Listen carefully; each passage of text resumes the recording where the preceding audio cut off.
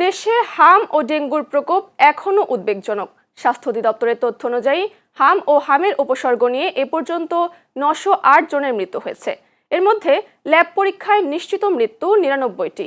একই সময়ে হাম বা এর উপসর্গ নিয়ে সন্দেহজনক আক্রান্তের সংখ্যা 1,42,000 ছাড়িয়েছে।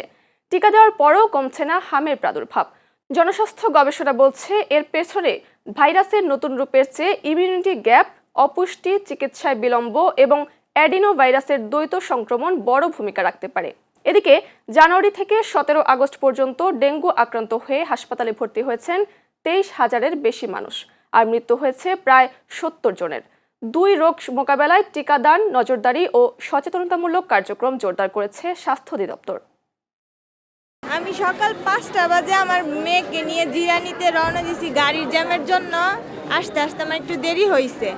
আইসে সাইরাও সিরিয়ালে বৈশা থেকে এইমাত্র আমি আল্ট্রার রিপোর্টটা হাতে নিয়ে এই যে দাঁড়াইছি।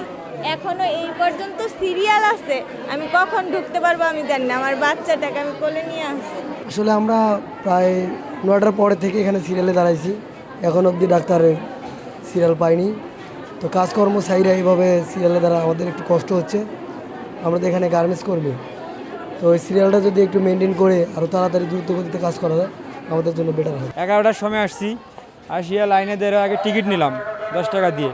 টিকিট নেওয়ার পরে আবার গেছি ডক্টর দেখাইতে, ওখানে সিরিয়াল দেওয়ার পরে ডক্টর দেখার পরে আবার দিল ওষুধ।